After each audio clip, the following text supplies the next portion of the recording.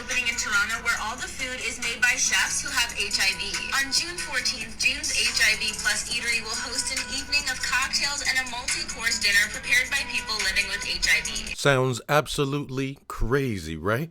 Well, allow me to narrate and give you the voice of some of these comments as the public reacts to the news of a restaurant opening in Toronto where the food is prepared by HIV-positive chefs. Well, grand opening, grand closing. The only thing positive about this are the chefs themselves. Don't order the Bloody Mary. What's next, guy? The Leprosy Lounge?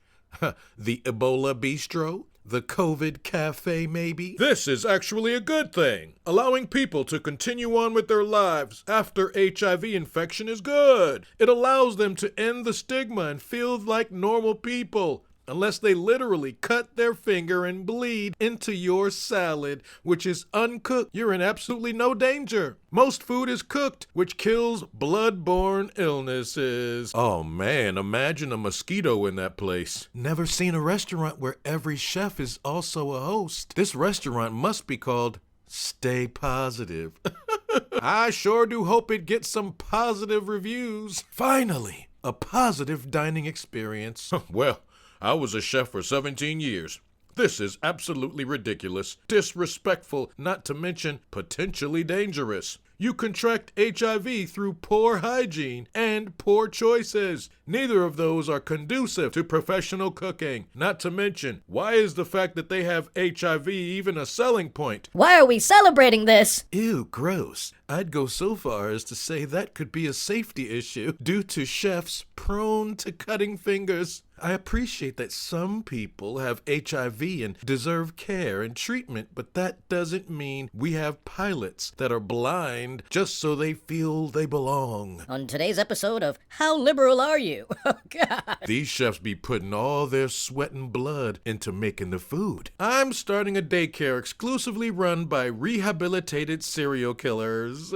Oh, God. Oh, this is gonna be a hard pass for me. No way, no way. Hey, yo, stay away from the blood pudding, man. Welcome to the city I live in, Toronto, in collaboration with the worst prime minister in the entire history of this country, is turning everything into shit like this. Anything to sacrifice to the altar of the LGBTQ community. Man, you can thank the American Democrats for influencing your country with this insanity. Hey, don't forget to avoid the blood sausage. What happens when you piss one of them off? Drops of blood in your tea. Drops of blood in your tea. I mean, why advertise it though? Just shut up and be a restaurant that derives its accolades on the chef's merit instead of virtue signaling. Maybe dedicate certain days, profits to HIV charities. These people are exhausting. What a fucking terrible idea. Jesus. The same people who made you stay in lockdown over a spicy flu want you to eat there. No thanks. It's not even about the HIV positive chefs. It's the fact that this is being forced on society out of liberal white guilt. That's like going down in a carbon fiber submarine for $250,000. I'm not paying to risk death exposure. No, no, no, no. This is not the move. They spent about a decade trying to get rid of the idea of gay equals HIV, and now they are embracing it, I guess. Oh, wow. Hey, I hear this place only got a 3-star review from the critics said the head lesbian chef had the toughest snapper in town. I sure do feel bad for that health inspector. This sounds like Squid Games. Breaking news, massive spike in HIV in the downtown Toronto area. No thanks. Do not want HIV or AIDS, thank you. Fuck that shit. Hey, I came here for the comments, and I'm not disappointed, y'all. Hey, look, I'm HIV positive. This is a risky business decision. Y'all looking at this the wrong way. I hope it has a positive outcome. For the first time, a restaurant where if you start vomiting the day after eating there, you actually hope that you have salmonella. No, honey, I swear I got the HIV from that restaurant. Someone must have bled in my pasta, baby. What the fuck? As someone who has a degree in culinary arts and restaurant management, it's a hard no. We cut ourselves constantly. Look at the hands of any chef and tell me you're cool with this. Breaking news, breaking news.